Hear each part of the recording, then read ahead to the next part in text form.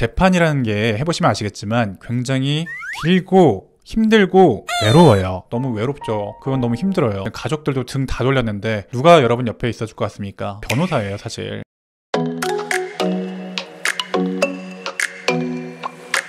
제가 유튜브를 하는 변호사다 보니까 어떤 변호사를 선임해야 되는지를 물어보신 분들이 꽤나 많이 있어요. 저희 구독자분들이라면 저한테 오시는 게 가장 좋기는 하겠죠. 제가 여하튼 여러분에게 변호사 선임에 대한 가이드라인을 좀 드린다면 가장 먼저 보셔야 될 거는 소통이라고 생각을 합니다. 실력도 중요하고 뭣도 중요하고 다 중요하겠지만 가장 중요한 건 소통이라고 생각합니다. 물론 변호사의 실력이 좋으면 좋은 법례를 구성하고 재판이나 어떤 수사를 잘 이끌어갈 수가 있어요. 근데 어떤 법적인 문제는요, 법만 잘 알고 경험은 많다고 되는 게 아니고 반드시 한 가지 요소가 더 필요한데 그게 바로 사실관계입니다. 이 사실관계는 사실 변호사보다 당사자분이 훨씬 더 잘 알고 있습니다. 물론 변호사가 법리적인 경험이 많고 이 수사나 재판에 대한 노하우가 많기 때문에 장황한 사실관계를 들었을 때 거기서 진짜 핵심되는 사실관계 무엇인지를 탁탁탁탁 찝어내는 능력은 사실 출중하죠. 그런데 전반적인 사실관계가 애초에 뭐였는지, 아주 디테일한 사실관계가 뭐였는지는 결국 당사자가 얘기하는 거에 의존할 수밖에 없어요. 그런데 소통이 잘 안 된다면, 변호사와 의뢰인 사이의 소통이 잘 안 된다면 아무래도 이런 사실관계에 대한 디테일이 떨어지기 때문에 실제 재판이나 수사를 진행함에 있어서 엇박자가 나는 경우가 많습니다. 변호사는 사실관계가 A라고 생각하고 진행을 하고 있었는데 피의자 조사를 받는데 사실관계가 B였다라고 하면 변호사는 약간 당황하기도 하고 생각했던 대로 사건이 안 풀리기 때문에 약간 화가 나기도 합니다. 그래서 실제 사실관계가 A였는지 B였는지 A-였는지 C였는지 D였는지 그런 것에 대해서 미리 소통을 잘 하고 가고 그만큼 시간도 많이 할애해야 되는 것도 맞아요. 그런데 실제로 변호사를 선임을 해보시면 아시겠지만 변호사와 좀 다이렉트로 좀 소통이 잘 안 된다던가 변호사와 호흡이 너무 안 맞는다던가 아니면은 실제로 변호사 얼굴 보기가 좀 힘들고 실제로 그 재판을 수행하는 변호사가 아니라 다른 분만 계속 볼 수 있다던가 그런 경우가 꽤나 많이 있다고 합니다. 그래서 제가 첫 번째로 말씀드리고 싶은 거는요, 이런 사실관계의 공유가 정확하게 되기 위해서는 실제로 재판을 수행하고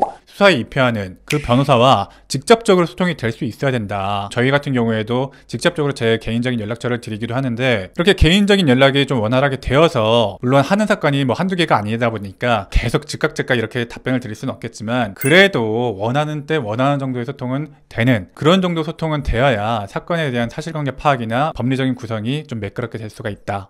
그리고 소통이 중요한 이유 두 번째는요, 소통이 안 되면 정확한 방향 설정이 안 될 수가 있어요. 저희가 기본적으로 어떤 소송이나 어떤 수사 이런 걸 진행할 때 대략적인 아웃라인을 잡고 가거든요. 근데 변호사와 소통이 좀 안 돼가지고 그런 이제 그림이라든가 그런 방향성에 대해서 제대로 커뮤니케이션이 안 되었을 경우에는 결론적으로 가고자 하는 그 방향성과 좀 다른 방향으로 가고 있을 수도 있고 그러면은 그렇게 이끌고 가고자 했던 그 소송의 전략이 좀 잘못되어 버린 게 되잖아요. 그 방향에 대해서 좀 제대로 소통이 안 되게 되면은 이 소송 전략도 같이 흔들리게 되는 경우가 있습니다. 그렇기 때문에 소송 초기부터 이 소송의 목적이 무엇인지, 어떤 정도까지 진행이 가능할 것인지, 예상되는 절차는 어떤 것인지 아웃라인을 잡고 가는 것이 맞습니다. 그러기 위해서 소통이 꼭 필요하죠. 그리고 소통이 중요한 이유 세 번째는요, 공감입니다. 공감. 재판이라는 게 해보시면 아시겠지만 굉장히 길고 힘들고 외로워요. 그 긴 시간 동안 여러분의 부모님이 도와줄 것도 아니고 여러분의 자녀가 도와줄 것도 아니고 친구, 지인도 여러분의 재판을 도와줄 수가 없어요. 여러분 옆에 있는 변호사가 여러분의 재판을 도와줍니다. 그 과정에서 공지회같이 으쌰으쌰 해가지고 소송도 열심히 힘껏 해보고 이런 증거도 좀 모아오시라고 했을 때 탁탁탁탁 해가지고 좀 열심히 해보고 좀 해보자